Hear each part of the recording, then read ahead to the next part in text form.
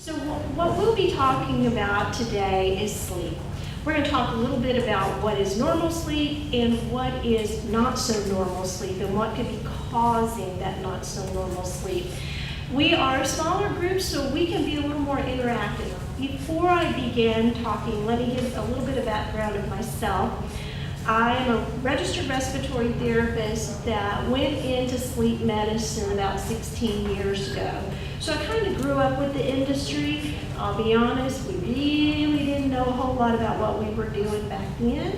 But as we've grown up, we've learned a lot. So a lot about what I'm talking about today is what I've seen in my past experiences. You may go out onto the internet and Google something and get something totally different from what I say, but it's because this is what I've seen.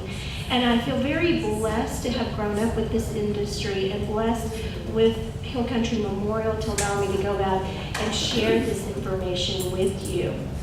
So before we get started, I'd like to kind of just pick your brain for just a second and see what are the things that we want to talk about today. We have a prepared presentation, yes, but let's get down to the nitty-gritty. Just a show of hands, does anyone here suspect a sleeping disorder? It could be insomnia, breathing issues at night. Is anyone having restless sleep, that sort of thing? So amongst those topics, you may raise your hand and we can talk about different topics such as, would you like to hear more about sleep apnea? Would you like to hear more about insomnia? That sort of thing. So does anybody have anything in particular you would like for me to talk about today? Yes, ma'am. Sleep apnea. Sleep apnea, that's a big one. We will talk about that one for sure. Yes, ma'am. Staying asleep. Staying asleep. How do we stay asleep? Very good. Anybody else? Okay, those two topics definitely will be covered. At the end of our presentation, we'll have a question and answer session as well. Afterwards, I will be here as long as you need me to be here. If you'd like to speak with me privately, we can do that as well. So let's get started. The basics of sleep. So the basics of sleep, essential to our performance, safety, and health, as well as the quality of our lives. That's why we're all here today. We want to improve the quality of our lives. So sleep is essential to us, such as any type of nutrition. You've got to have water and food to survive. You also have to have sleep to survive and to function properly throughout the day. So the process of sleep, we're going to spend just a couple of minutes on talking about what is sleep. So in sleep, when you go to sleep at night or during the day, your brain does certain things, okay? So how do we sleep? Why do we sleep? Basically, inside your brain is a little organ called the hypothalamus in the center of your brain.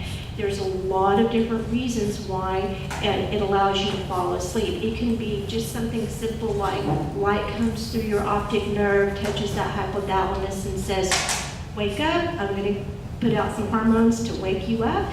And when the sun, when it goes down and we have darkness, the same thing happens. That darkness comes through the optic nerve, touches that hypothalamus and says, oh, it's time to put out hormones to maybe go to sleep. There's also some chemicals in the body and the brain that cause us to sleep. So what happens as we go through the day, there is something called the circadian clock. And what happens is everybody has this circadian clock. And there's peaks and there's valleys, and there's peaks and there's valleys. So during the day, you're typically in that place of the circadian clock where, yes, you feel wakeful, you're ready, you're alert, and you're awake. Then there's other times when you go through your circadian clock where you become very sleepy, time to go to sleep. Everybody has the same circadian clock, right?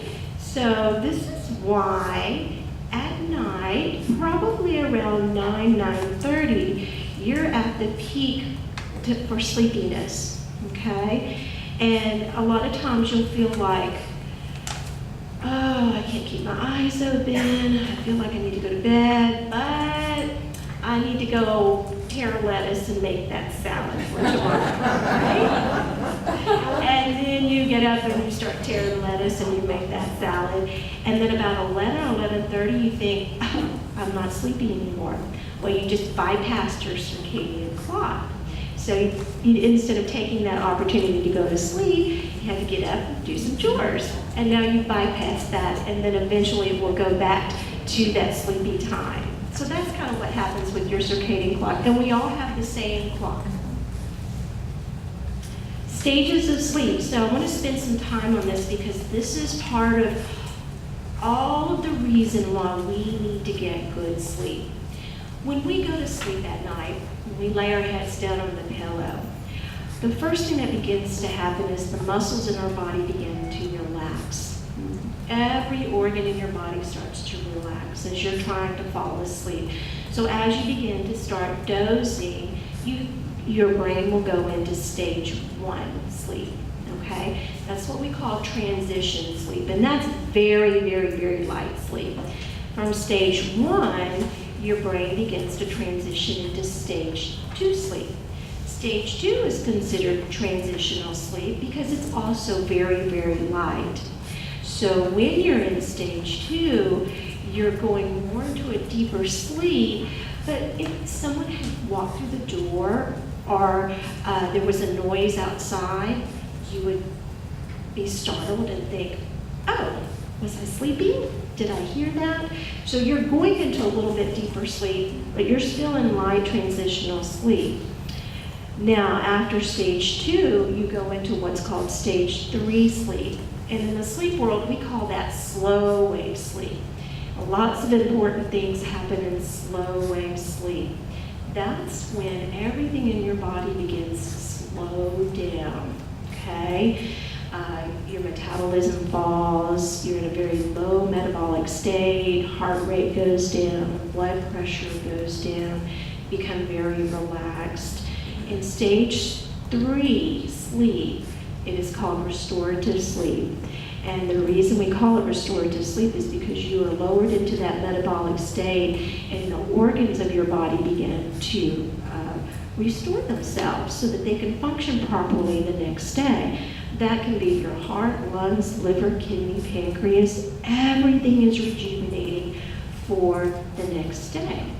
Now, after stage 3, you go into what we call REM sleep. And REM sleep, I'm sure you've heard of, it stands for rapid eye movement. But in REM sleep, a couple of things happen. So your body, the muscles in your body become paralyzed. So that's how relaxed you are, just everything falls out. But your brain is very, very active. In REM sleep, your brain is rejuvenating itself. So it's kind of like it has a little broom up there and it's just sweeping away all the little different processes and thoughts that you had from that day into little pockets. And so it's all becoming very organized. And as it's doing this, it's regenerating itself to function properly the next day. So let's go back over. You have stage 1, transitional sleep, stage 2, transitional sleep, stage 3, slow wave sleep where your organs are being rejuvenated, and then REM sleep where your brain is being rejuvenated. So that's what happens in your body as you fall asleep. This happens for 4 to 5 cycles throughout the night. The first cycle that you have, REM sleep happens very early in the cycle, but it's a shorter REM sleep. And then you'll have 1, 2, 3 REM, 1, 2, 3 REM, 1, 2, 3 REM, till about 4:30 in the morning to about 5 o'clock, you'll hit that last REM stage. That is your longest period of REM. So it's very important. As normal sleep, you want to have those cycles 4 to 5 times a night in order to get restorative sleep. So sleep deprivation. What happens when we don't get those stages of sleep? It can affect the quality of our lives, right? We don't feel good. We don't feel rested and refreshed when we wake up in the morning. We become easily sleepy throughout the day. This is called sleep deprivation. There's a lot of things that go wrong with sleep deprivation that we're going to talk about. And the reason we get that sleep deprivation is because we're not getting those stages of sleep through the night for the periods of time we need to. So stage 1 is a very short transitional sleep. Stage 2 is probably the majority of our sleep at night. But stage 3, our restorative sleep, we need 25% of the night in order for our major organs to restore. REM sleep, we need about 25% of the night for our brain to restore. So if we don't get those percentages, then we have issues with sleep deprivation. It can be social issues, it can be relationship issues, it can be difficulty functioning with work or just with life. So it's important that we get those stages of sleep. So if you meet this little guy at the red light, you might want to run, okay? I've seen this, and as a sleep technologist, it's really scary. This happens, and I want to caution everyone, when we're driving and we're tired and we're sleepy and we think that we can stay awake by rolling the windows down, putting the air conditioner on, drinking some coffee, there is a time, part of it has to do with that circadian clock, where your brain shuts down, okay? And there's nothing you can do to get it going again except to sleep. So if you ever start feeling drowsy and sleepy when you're driving, don't take any chances. It's just not worth it, because functionally your brain will shut down. Nothing will keep it open, not even toothpicks in your eyeballs. It just doesn't happen. But yes, this is scary when you see this at the red light. Okay, so we want to talk about common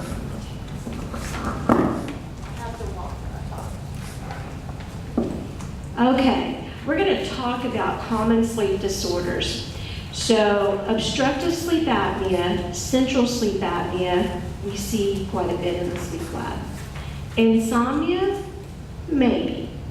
Narcolepsy, that's a maybe. REM behavior disorder, sometimes. PLMs, RLS, a lot. So let's back up. We're going to talk extensively about obstructive sleep apnea because that is the #1 sleep disorder that causes sleep deprivation. We see this every single day. For all this last part of my life, every single day I've seen numerous people diagnosed with sleep apnea. And every day I'm surprised at how many people still have sleep apnea that never knew it for years. So what is obstructive sleep apnea? It's basically when the airway closes during sleep, and we cannot get room air oxygen through the passageway through your airway. What is central sleep apnea? Now, central sleep apnea is a little different than obstructive. Obstructive is when your airway collapses, correct? But central is more about the brain. The respiratory centers of the brain fail to tell the respiratory muscles of the body to breathe, almost like a little premature baby. They just don't have that developed in their brain to breathe. So the central sleep apnea happens in the brain. Why do we see central sleep apnea? And we're seeing it more and more. Patients that have heart disease, like congestive heart failure, right heart failure, AFib, people that are on pain management medications like narcotics or opiates, we see central sleep apnea in those. Patients that have had a head injury will see central sleep apnea. Way back when, central sleep apnea was very rare, but we're beginning to see it more and more because of the pain management, the higher incidence of cardiovascular diseases. So I wanted to talk a little bit about central. Now, insomnia. Insomnia is very hard to diagnose. And if you talk to anybody that's sleep deprived, they'll say, I have insomnia. Insomnia is different than having a sleep disorder such as obstructive sleep apnea or essential sleep apnea. And the reason it is because the only thing that's causing the insomnia is something possibly in the brain, or it could actually be because of obstructive sleep apnea or essential sleep apnea. The signs and symptoms to all of these conditions are so common that it's hard to tell the difference unless you do get a sleep study and you rule out those other conditions like the obstructive and essential sleep apnea. Now, insomnia. So insomnia is when you lay down and your mind is just racing and you cannot fall asleep. It can be caused by stress. It can be caused by something organic in the brain. It can be caused by medication that you're taking. It's a rule out. We have to rule out what can be the cause of it, okay? It can also be because you're having some breathing disorders such as the obstructive and essential sleep apnea. Insomnia can be treated. Most of the time it's treated with either sleep hygiene, which is where you'll go to a sleep specialist and they'll say, okay, you have to go to bed at 10 o'clock every night, and you have to wake up at 7 o'clock every morning, and you can't vary from that. You have to do these things to keep your circadian rhythm and your sleep hygiene on target. Now let's go to narcolepsy. Narcolepsy, years ago, was diagnosed in everybody. Everybody somebody in their family has had narcolepsy. What most likely was happening was those people actually had sleep apnea, but they were diagnosed with narcolepsy because the signs and symptoms are so similar, such as falling asleep during the day, not being able to stay awake, having a hard time functioning. Narcolepsy is different than sleep apnea because sleep apnea is a breathing disorder. Narcolepsy happens in the brain. And narcolepsy can also be diagnosed with someone having what's called cataplexy. And that will be when someone is laughing real hard and their muscles become really weak and they collapse, or someone walks up behind them and scares them and their muscles weaken and they just relax. So it's a lot different than having a breathing disorder at night. The way we diagnose narcolepsy is we do a sleep study during the day, and we do 5 naps, and every couple of hours we tuck the patient in bed and say, okay, let's go to sleep. And typically, no one can do that, but a narcoleptic person can sleep at the drop of a hat. We can just say, okay, go to sleep. They go to sleep. So that's one of the ways we do determine between these disorders.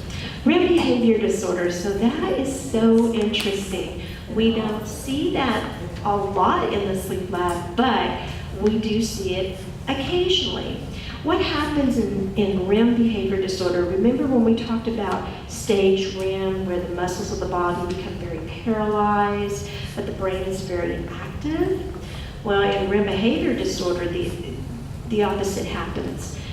The patient's muscles do not become paralyzed during REM. They stay active, but their brain is being very active and organizing. And typically what happens is when they're dreaming in their brain, they begin to act out their dreams. So you might have someone scream or cry out or punch the wall or punch their spouse. It's very scary. You hear things from a person that you never would thought you would have heard during the daytime because it's just something from deep dark in their brain that's starting to come out. Or they may laugh, or they may tell jokes. You know, we've seen everything in the sleep lab. So we had one little man. He was very tiny. He probably weighed all of 90 to 100 pounds.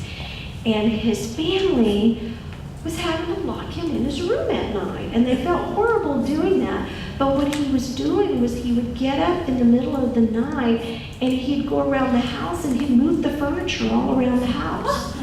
And they were like, well, he's gonna hurt himself. He can't stay up all night. So they were starting to lock him in his room. So we brought him in, and we were already prepared to watch what happened because we already suspected REM behavior disorder. So I was watching his study, and we were watching his brain waves, and I said, okay, I could tell he's fixing to go into REM. The second he went into REM, he gets up out of bed, wires and all, and he goes over and he picks the dresser up. Not mind you, this is a 90-pound little man. Picks the dresser up, moves it across the room. Then he goes and heads for the whole bed and starts trying to pick the bed up. And that's when we went in and said, okay, we believe you. Definitely. And the crazy thing was that he was asleep the entire time. I mean, we're looking at his brain. We must have looked at that study 100 times because we looked every single second and his brain never woke up. So it was very interesting. But that's REM behavior disorder. We do see that. PLMs and RLS. So this is something that I really want to talk about because we do see this every single day. PLM stands for periodic limb movements. RLS is Restless Leg Syndrome, which you may have heard about during the day. Okay? Now this can be where you may get an achy feeling in your legs, crawling sensation, you feel like you've got to kind of move them around, or you might have to get up and walk to get the relief from them, from the ache. Well, this can happen at night, but you're not aware of it. And what happens, we typically see it in the legs, it can be arms and legs, but what happens is when you're sleeping, and many times when you lay down to sleep, you'll feel yourself doing this. And we call it the cricket sensation. So we'll see the person like scratching their legs together like this. And it's because they feel this crawling sensation. And as they're drifting off to sleep, they may not be really aware of it, that they're doing it. Then when they fall into sleep, we start seeing them move their legs. And it's very interesting because with PLMs, there's a certain sequence that we see. Every 5 to 90 seconds, we'll see a leg jerk. And what they'll do is they'll do this. They'll 1, 2, 3, 4, 5. 1, 2, 3, 4, 5. 1, 2, 3, 4, 5. They're doing this all night long, consistently, and it's almost the exact time between each leg movement. Now what happens to the brain, 99% of the time when that leg jerks, it's waking the brain up out of the stage of sleep that it needs to. So what happens, if it's interrupting that good stage 3 or that good stage of REM, you're gonna feel deprived of sleep the next day, you're gonna feel tired, and you may not even know, you may not have any idea that your brain woke up 400 or 500 times during the night. You may have woken up a few times and thought, I don't know why I'm waking up, but for some reason I'm waking up. So that's what PLMs are. Now what causes it? It can be numerous things. Here recently we've seen the development of a lot of anxiety meds that can cause PLMs. Iron deficiency can cause PLMs.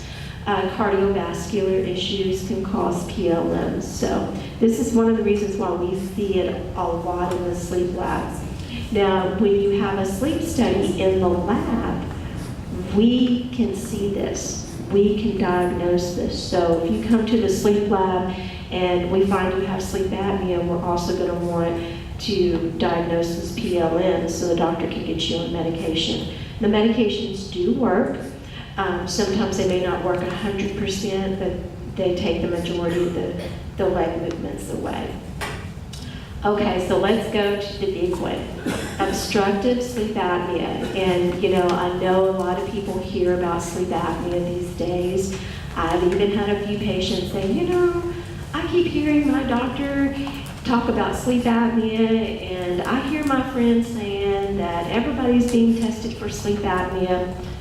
Good, wonderful, because it's taken us all these years to get to the point where doctors are educated, cardiologists are educated, primary doctors are educated.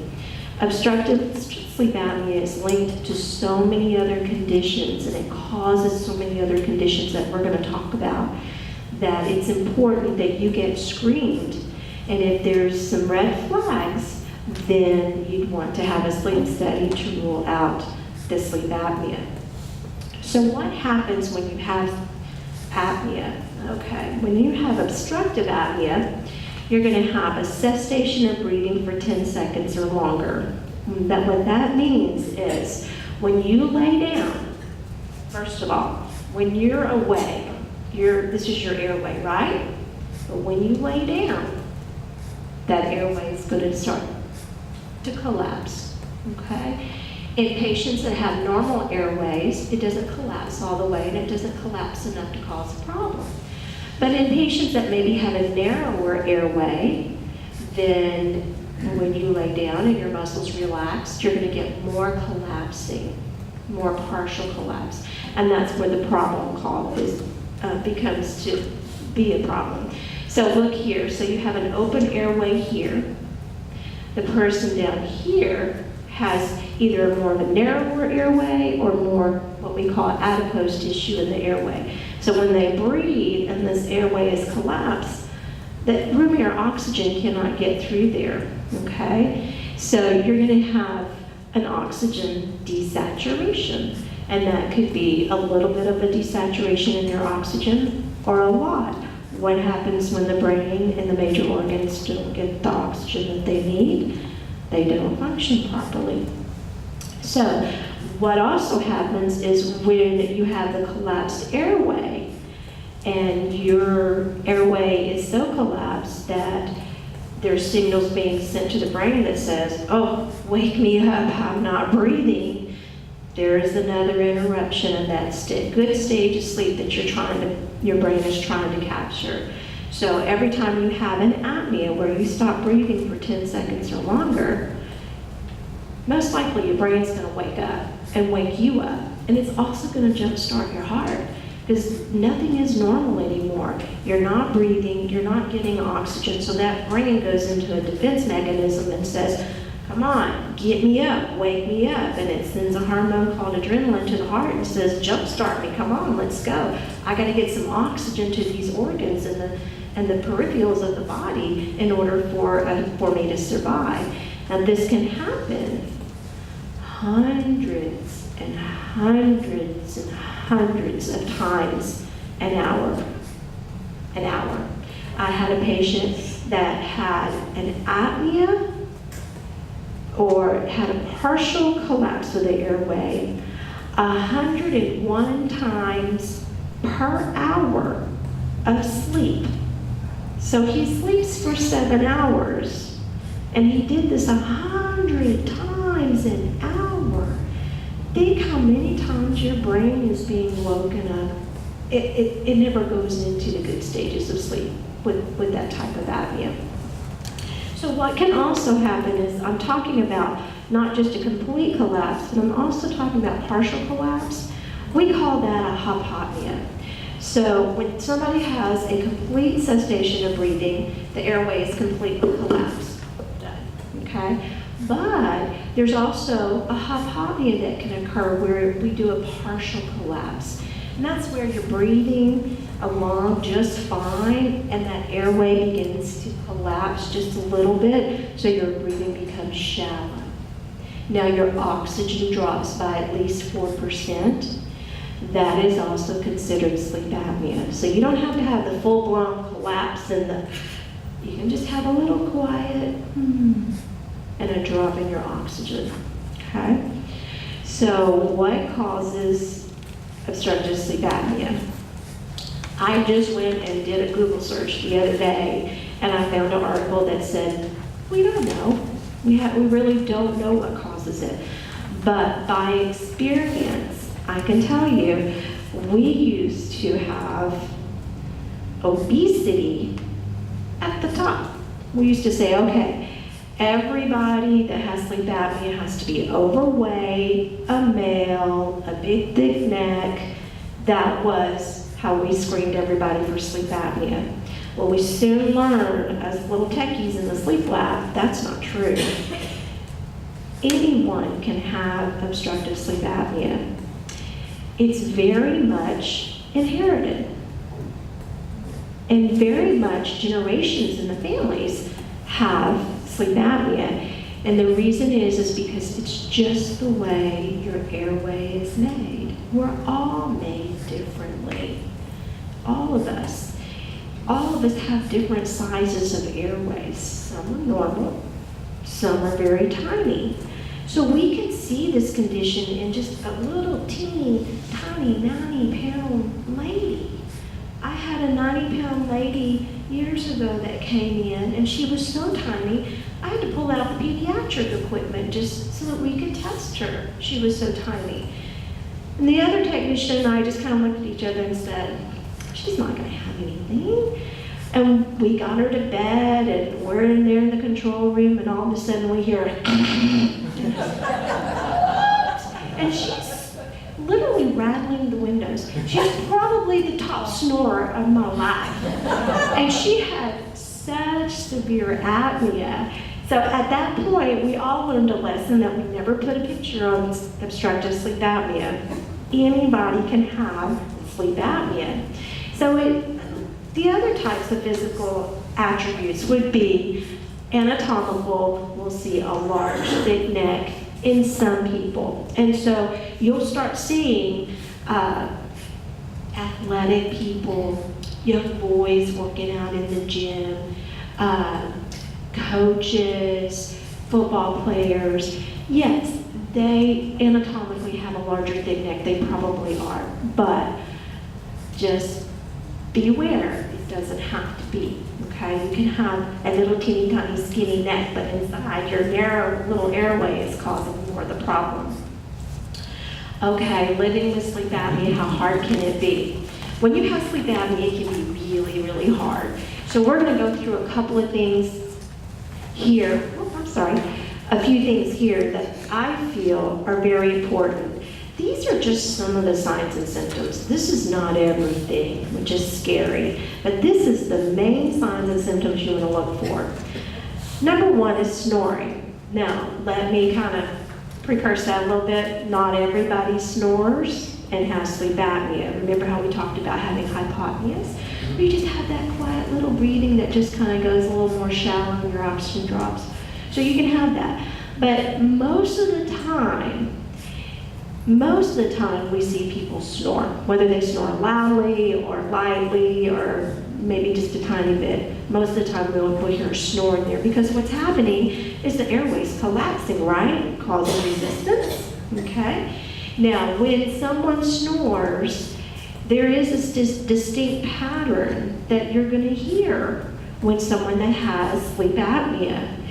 And I want to demonstrate it because if you have a partner or a spouse or a friend and you hear them sleeping and you hear them snoring like this, then you can tell them, hey, I know what that sounds like. I've just diagnosed you with sleep apnea. You've got to go to the doctor and get a sleep study, okay? So when someone snores, this is what they sound like.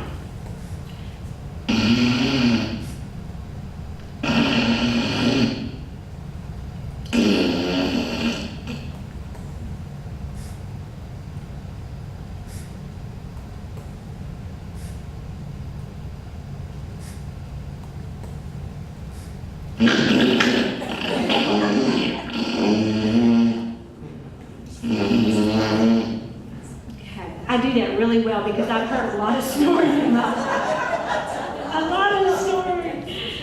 But yes, that's what someone that has sleep apnea, that is a classic pattern. We've been able to ride on the school bus with our kids on field trips and band trips all around the country. And my husband and I have about 5 adult friends that we've been able to say, you need to go because you have apnea.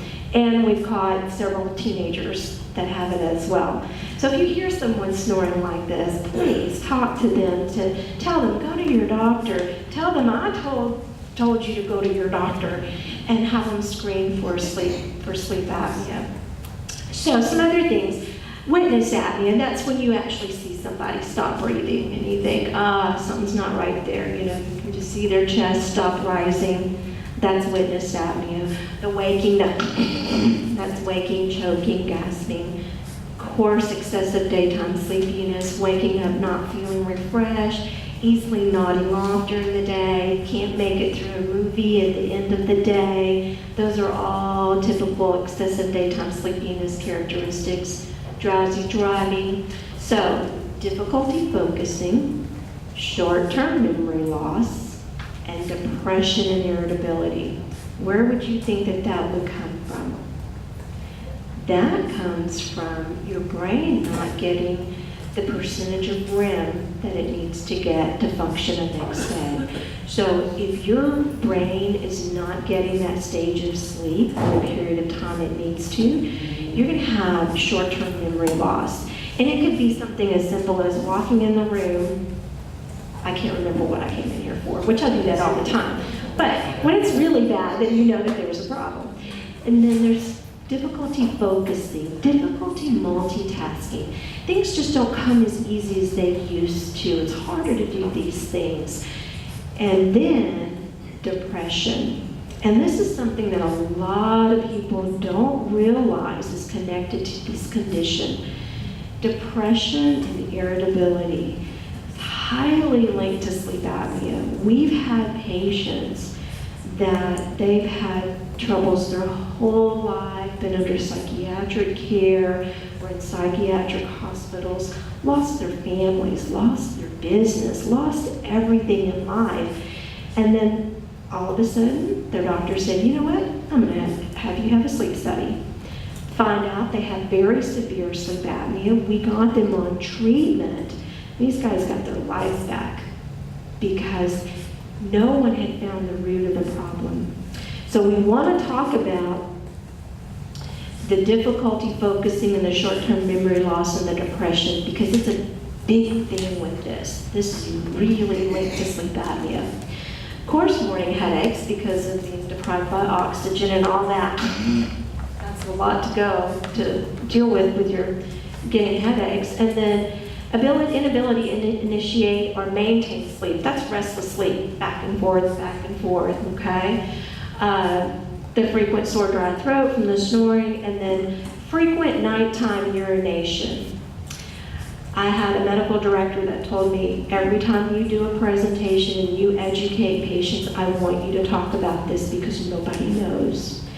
Getting up to go to the restroom numerous times of the night is very linked to sleep apnea. We have patients come in for the first night to diagnose them. They get up. I've seen them get up 10 and 12 times. They come back. We put them on treatment, and once they're on treatment for sleep apnea, they may not get up one time. So this is a big part of that, and I wanted everybody to know that that's a big part of having sleep apnea. So what happens, we talked about the social side of having sleep apnea and the poor quality of life, but we need to talk about what type of medical conditions this can lead to. So very highly linked to having sleep apnea is high blood pressure. We see that kick in first usually. Then we see congestive heart failure, right heart failure, AFib. We see stroke. We also see diabetes linked to this. And why is that? We talked a little bit about at the beginning of the presentation, you know, we're working on our heart all night long. Our heart is a muscle. What happens to a muscle when you work it out? It grows, right? So you don't want your heart to grow big. We want a big heart, but we don't want it to physically grow big because then we have congestive heart failure, right heart failure. So this is very highly linked to having sleep apnea. Stroke. I have patients all the time, and it's becoming more prominent. They've come in, they've had a stroke. No one has ever even suggested having a sleep study. Come to find out, they have severe apnea, not even severe. Some of them have mild to moderate, but it's caused them to have a stroke. It's caused them to have cardiovascular issues. So those are devastating medical issues that, number one, cost a lot of money later in life, and also they're really very debilitating to the body and can cause you to have a poor quality of life, as well as cause your partner, your spouse, your caregiver to have a poor quality of life because now they have to take care of you, okay? So all of these things that are linked to sleep apnea are occurring after having the apnea for so long and it not being treated. So I see a lot of patients going to the cardiologist, getting their heart treated, getting echoes and stress tests and all of that. And finally, the cardiologist will say, have you ever had a sleep study? No. Okay, you're going to have a sleep study. And sure enough, we find it was a sleep apnea that's caused all these other issues. So very, very important. If you have generations in your family that you see a lot of high blood pressure, you see a lot of cardiovascular issues, heart attacks early in life, 40s, 50s, 60s. We shouldn't have a heart attack in 40, 50, 60. We should be living life at that point. And even the snoring, I hear a lot. My grandpa snored. He died of a heart attack at 50. My mom snored her whole life, and she had very high blood pressure and high cholesterol. So those are the things that you want to look back in your family and see if there's any history there. So how do we diagnose and treat? What we'll want you to do is to go to your doctor and tell your doctor your signs and symptoms, whether you snore, someone saw you stop breathing, you have restless sleep, you wake up tired, unrefreshed, can't stay awake during the day, you have low energy level, those types of things. Tell your doctor, tell them you've gone to a presentation and you really saw a lot of those signs and symptoms in yourself and you need to be screened. Okay, the doctor will write an order, send it over to the sleep lab. The sleep lab will schedule you for a sleep study. And what we typically do is we have you come to the lab at either 8 o'clock or 9 o'clock in the evening. And you just spend the night with us. We set up our bedrooms a little different than a hospital, though. We have a little bed and breakfast, just no breakfast. But we do have coffee in the morning. We have nice big fluffy beds for you.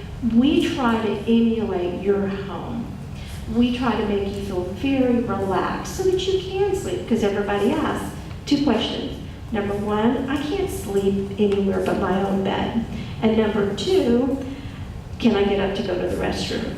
The answer to both of those is yes. 99% of the time you will be able to sleep in the sleep lab because we know we need to help you relax. And number 2, you can get up to go to the restroom all night long if you need to, because we understand that that's part of having sleep apnea.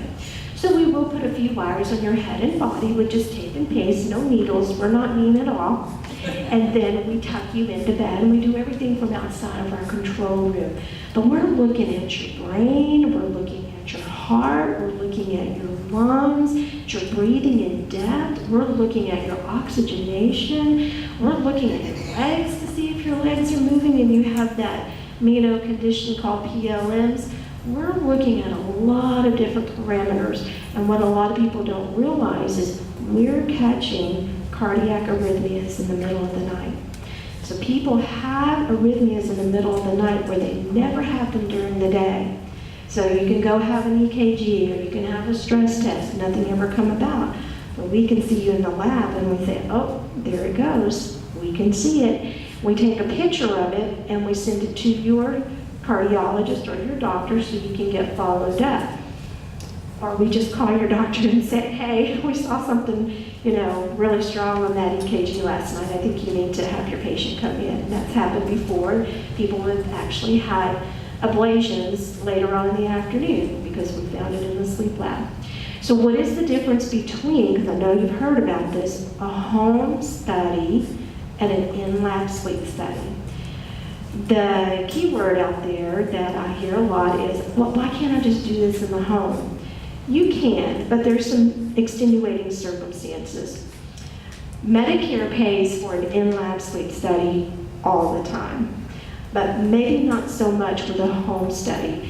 If you have severe congestive heart failure, you've had a recent stroke, if you've had pulmonary hypertension, COPD, neuromuscular disorders, if you've had any of those, Medicare is going to say, no, I don't want you to have a home study. There's no licensed reputable sleep technologist that's watching you through the night and seeing all the other things, other parameters that we need to see.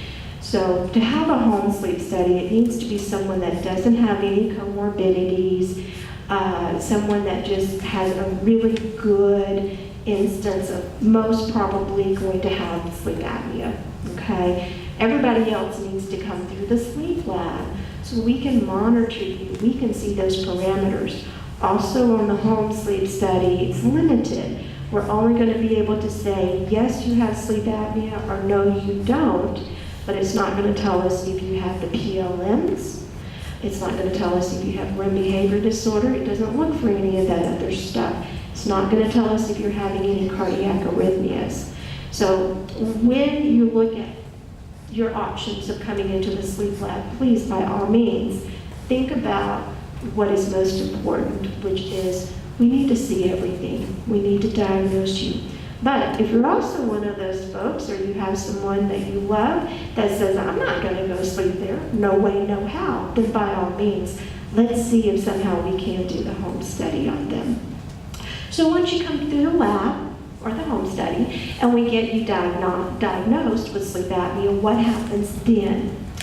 Then we want you to come for sure and sleep in the sleep lab, because we've got to figure out what your body is doing internally. Sometimes people have obstructive sleep apnea, sometimes they have central sleep apnea, sometimes they have obstructive and central.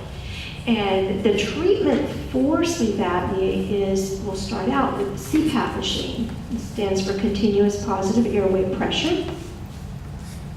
Here's a little picture of it. And there's a lot of other types of different masks out there that we can talk about as well. But basically, we'll put a little CPAP machine on, have a little nasal pillows right here at the base of your nose. It blows positive air pressure down through your nasal cavity, down through your airway.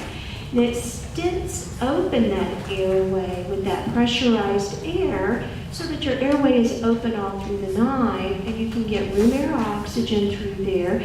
There's none of the collapsing or the partial collapsing. So now you're able to sleep and your brain is able to capture those stages of sleep for the periods of time that it needs it to restore all of the heart, lungs, liver, kidney, pancreas, brain, so that you can function the next day, so that you can feel good and have a higher quality of life, and also so that you can do the things that you love to do in life, right? And that one little thing of maybe we can avoid high blood pressure, we can avoid the congestive heart failure and the strokes as well. So we did talk about having the home study, and now we talked a little bit about the CPAP. So also, this is I wanted you to see this picture. This is a good example of a CPAP. You see this big mask here? Everybody says, oh, I can't wear that big mask. No way, no how. There's so many other things out there for you now. We have little nasal pillows that we can start out with, make you more comfortable. And also, a big game changer is one of the vendors has made a full-size mask like this, about half the size. So the masks have become smaller, the machines have become smaller and quieter. So, you know, if you've tried this in years past, give this another shot. And remember what I said early on, 10, 15 years ago, we did not know what we were doing. We were just trying to help people the best we could, but now we are much more educated. Many of us have been to school, many of us have talked to doctors and trained under doctors, and we know this much better now. So if you've tried this in the past, didn't think you could do it, you probably can do it now with the experience that we have. So we're going to open this up for questions. Did anybody have any questions that we can talk about? Yes, ma'am. How often is frequent urination?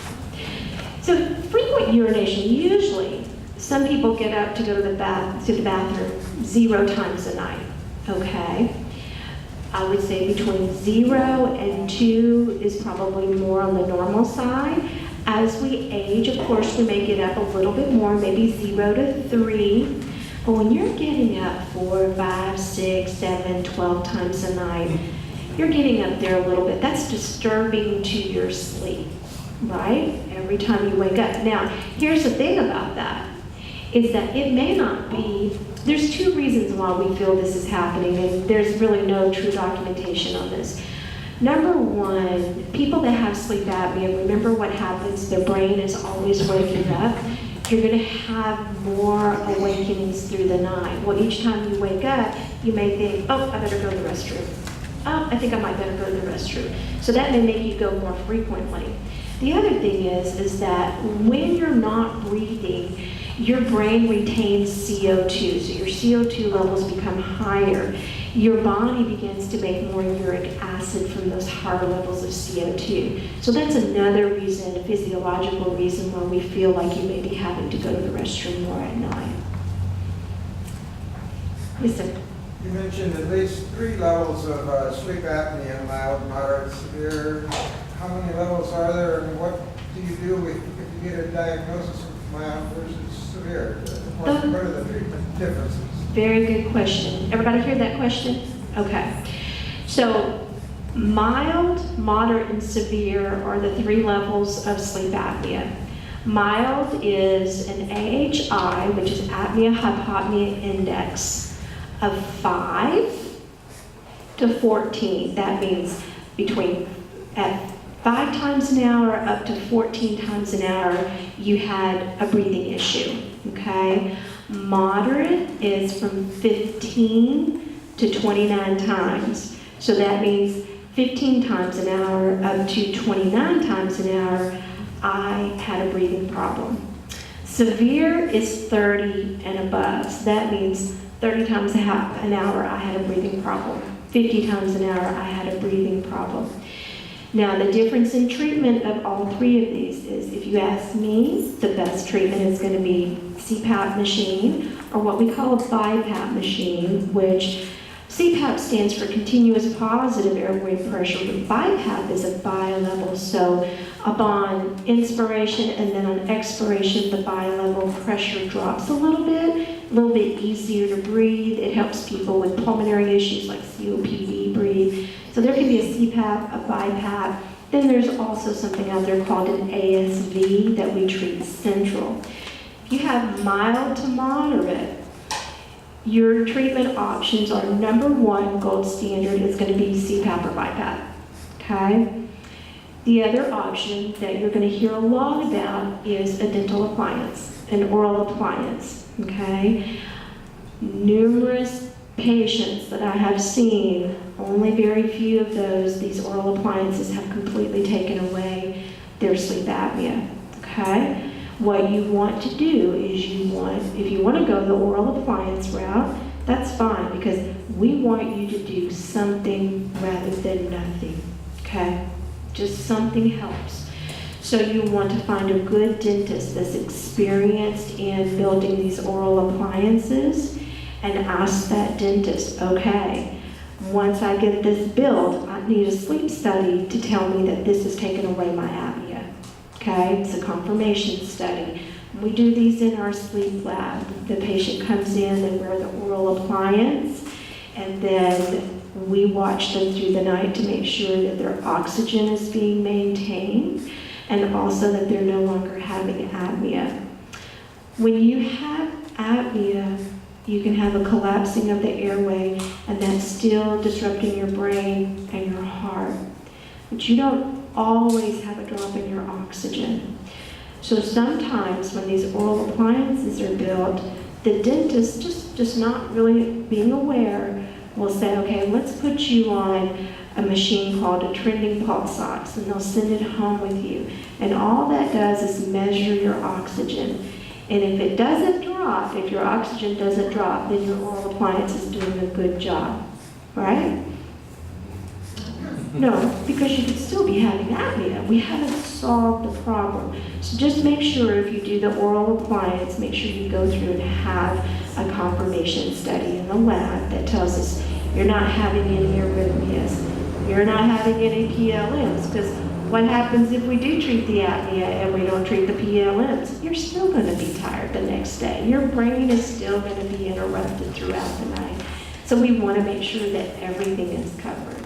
But yes, there are some other options out there. Still, your gold standard is the CPAP machine or BiPAP machine. And I know that I always kind of lean towards that because by experience, that's what I've seen work the best. But those are other options are out there. Any more questions? Yeah, I'm 85 years old. I've been led to believe that if I get 6 hours sleep a night, that is sufficient. True or false? Well, I would say 6 hours is really, really good. But here's the key. How good, what quality of sleep did you have in those 6 hours? So that's such a good question because you can go to bed and you can be in bed for 8 to 10 hours and you think, okay, I've been asleep for 8 to 10 hours, and you wake up and you still don't feel good. Why? Because you did not get good quality restorative sleep. Your sleep could have been very fragmented. You could be having a breathing disorder. It's waking your brain up. It's very disrupted. So even though you're in bed, it doesn't mean you're getting good quality sleep. So what you got to look at are these signs and symptoms. How do I feel? What is my body doing? Should I, a normal person that sleeps 6 hours, when they open their eyes in the morning, they feel good. That is normal sleep. They feel good. They're ready to get up for the day. Doesn't mean every day they're going to feel great, but the majority of the time they're going to wake up, they're going to be, hey, I'm ready for the day, let's go. So if you don't feel refreshed in the morning and you have these signs and symptoms throughout the day, even though you're sleeping, you could still be having some issues. And if you have to take a sleeping pill to go to sleep, that's not normal either. Okay? That's not normal either. Any more questions? Yes, ma'am. My sleeping inducer is my radio. After I fall asleep, is that interfering with the type of sleep that I'm having? Most likely, yes. The radio is not as bad as the TV. The TV's the worst because the TV emits blue light. It's almost like trying to put you in a seizure, and it affects your brain. It does wake your brain because all that goes to your optical nerve right to that hypothalamus. And remember what light does? Wakes you up, right? So it's waking your brain up all night. The radio is better than the TV, but you need to have something to where, and I do this myself, I listen to very calming, soothing radio. Not radio, but I have it set on my phone, and then it goes off at a certain time. Mine goes off also. Yeah. It doesn't stay on all night. Yes, so just to let your brain kind of relax and the rest of your body, yes, that's okay. But don't let it go and cycle through the night. That does affect your sleep. Yes, sir? What about sound machines? Sound machines are okay, and they're marketed as okay, but here's what I've seen in the sleep lab. I've had to go in there and turn them off because I was watching the brain wake up every time the waterfall fell. Here's the brain, you know? And eventually I just had to go turn them off. So I'm not real big on those now. If you can find something like that that soothes you before bedtime, then yes, use that, but have it shut off at a certain time. I'll tell you, and I'm very old school about this, the best thing you can do is read a good book. Go to bed reading your good book. It wakes me up. I get too into it. Actually, Well, I do this. I have to read same something thing. that I didn't like or whatever. That would be good. Yes. And this is very much a brain thing. So what you have to do is you have to either set a little alarm somewhere or set it in your brain and say, okay, I'm going to give myself to this page or this chapter, and then we're done. We're going to sleep. But the best thing you can do is use that. Now, iPads and iPhones, they're great, but they do emit blue light.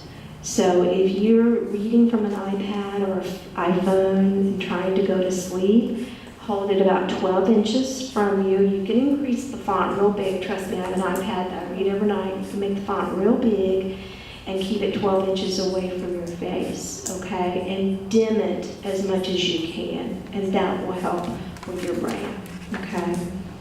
Yes, ma'am. What about using melatonin to help you get to sleep? Boy, a lot of people take melatonin, and I went to a conference years ago that said, in order for melatonin to work, you have to take it at a certain time, a certain dosage, and it's very complicated. Now here's what I feel about melatonin. If you take melatonin and you're able to sleep, then by all means, I think it's just fine. Okay, it's organic, it's natural. But if you're just taking melatonin and you're still not sleeping, then it's probably not really working for you, right? And I hear a lot of people that tell me, oh, I can't go to sleep without my melatonin. So either they figured out exactly the right time that they need to take it and their dosage is proper for them and it's working, then yes. I'm not a big believer of taking medications like Ambien. It really can do things to you. So those prescription nighttime meds, you know, at one point or another, if you're not sleeping at all, and you've had a sleep study and everything's been ruled out, and this is just true organic insomnia, you've got to get some sleep. So maybe taking a sleep aid a couple of times a week is okay. That really needs to be prescribed by a doctor. Taking things like Benadryl, oh my goodness. I've seen people get out of bed and fall on the floor from taking Benadryl. That's a scary thing. So you have to also be careful of what you're taking because you're probably getting up to go to the restroom at night, and that can be very scary for you. So be sure you take things recommended by your doctor, okay, in dosages. Yes, sir. Yeah, I'm a side sleeper, and I got bursitis in one of my hips, so I roll back and forth maybe about 5, 6, 7 times, and I do wake up and go back to sleep. Now, if you're saying your percentage of REM sleep is like 33%, we should have. About 25. Now, okay, 25. All right. If you're sleeping and then you roll over, go back to sleep, and go back to REM, does that all add up to your 25%? It does. It does. When you're REM is just so interesting. I know it's time for us to go, but when you go into REM, your brain does this big wake up, and it's like, ah, and then when you go back to sleep, then you go into REM, and all that fun stuff starts happening in REM, and then like you're having pain that wakes you up, you're gonna wake up, roll over, go back to sleep, your brain goes automatically back into REM. This is how one of those ways we diagnose narcolepsy. So if you were in REM at 5 or 5:30 in the morning, which is your longest period of REM, where you probably have the most apnea, if you are woken up at, say, 5:45 and you haven't, by someone else, and you haven't finished your REM, that night, when you go to bed at 10 o'clock, your brain picks up at that exact place and finishes that REM cycle. Spooky. It's a little spooky. We've been made amazing. How do you feel about guided intervention in order to fall asleep? I think that's fine. As long as you're not having anything that's real stimulating.